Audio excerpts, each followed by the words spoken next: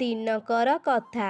ଗୋଟିଏ ଗାଁରେ ଜଣେ ବଣିକଟିଏ ରହୁଥିଲା।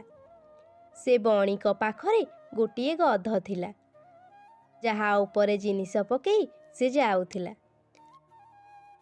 ଆଉ ହାଟରେ ଯାଇ ବିକ୍ରି କରୁଥିଲା। ବଣିକଟିକୁ ପ୍ରତ୍ୟେକ ଦିନ ହାଟକୁ ଯିବା ପାଇଁ ନଦୀ ପାର ହେବାକୁ ପଡ଼ୁଥିଲା। ଗୋଟିଏ ଦିନ ବଣିକ ଗଧ ଉପରେ ଲୁଣ ବସ୍ତା ରଖି ନଦୀ ପାର ହେଉଥିଲା। ଗଧଟି ଓଜନ ସମ୍ଭାଳି ନ ପାରି ପାଣିରେ ପଡ଼ିଗଲା।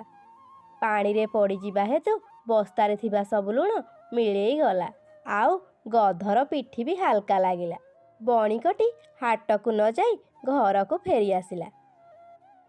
ଆଉ ତା ପରଦିନ ବଣିକ ଗଧ ପିଠିରେ ଲୁଣ ବସ୍ତା ରଖି ପୁଣି ନଦୀ ପାର ହେଲା। ହେଲେ ଏଥର ଗଧ ଜାଣିଶୁଣି ନଦୀରେ ପଡ଼ିଗଲା, ଏଥିପାଇଁ ଯେ ଲୁଣ ପାଣିରେ ମିଳେଇଯିବ ଆଉ ସେ ଶୀଘ୍ର ଘରକୁ ଫେରିଯିବ। କିନ୍ତୁ ବଣିକ ଏଥର ଗଧର ଚାଲାକି ଜାଣିପାରିଲା। ଓହୋ, ଗଧ ତାହେଲେ ଜାଣିଶୁଣି ପାଣିରେ ପଡ଼ିଗଲା। ଯେମିତି ସେ ବୁଝ ନବାରୁ ବଞ୍ଚିଯିବ, ତାକୁ କାଲି ମୁଁ ଉଚିତ ଶିକ୍ଷା ଦେବି। ତା ପରଦିନ ବଣିକ ଲୁଣ ଜାଗାରେ ବସ୍ତାରେ କପା ଭରି ଦେଲା। ନଦୀ ପାର ହେବା ପାଇଁ ବାହାରିଲା। ସବୁଦିନ ପରି ଏଥର ବି ଗଧ ଜାଣିଶୁଣି ନଦୀରେ ପଡ଼ିଗଲା। ପାଣି କାରଣରୁ କପାରେ ଥିବା ବସ୍ତା ବହୁତ ଓଜନ ହେଇଗଲା। ବସ୍ତାରେ ପାଣି ଭରିଯିବା ଯୋଗୁଁ ଗଧ ପାଇଁ ବି ଚାଲିବା କଷ୍ଟ ହେଇ ପଡ଼ିଲା। ଗଧ ଚାଲି ନ ପାରିବାରୁ ବଣିକ ତାକୁ ବହୁତ ପିଟିଲା ଆଉ ଏହିପରି ଗଧ ତାର ଭୁଲ ବୁଝିପାରିଲା।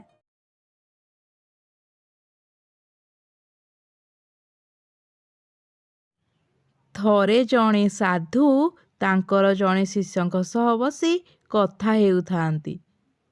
ସେହି ସମୟରେ ଜଣେ ଲୋକ ସେଠି ଆସି ପହଞ୍ଚିଲା। ପୂର୍ବରୁ ସେ ସାଧୁଙ୍କ ଉପରେ କୌଣସି କାରଣରୁ ଅସନ୍ତୁଷ୍ଟ ଥିଲା।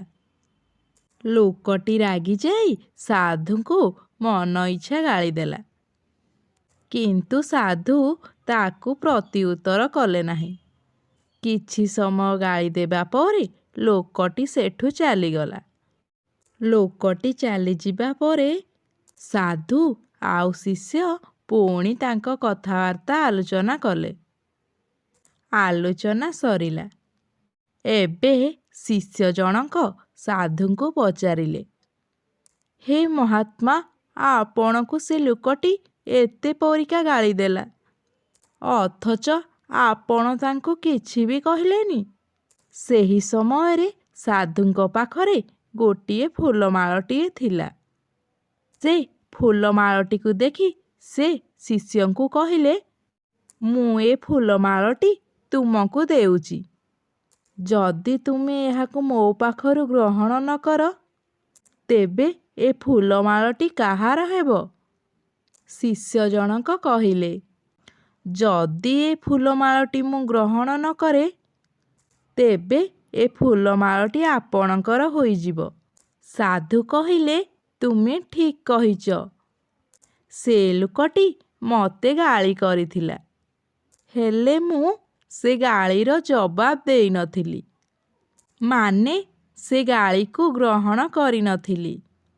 ତେଣୁ ତା ଗାଳି ସବୁ ତା ପାଖରେ, ମୋର କିଛି ବି ନୁହେଁ। ତେଣୁ ସେ ଲୋକଟିକୁ ମୋର ପ୍ରତ୍ୟୁତ୍ତର କରିବା କିଛି ଆବଶ୍ୟକ ନଥିଲା।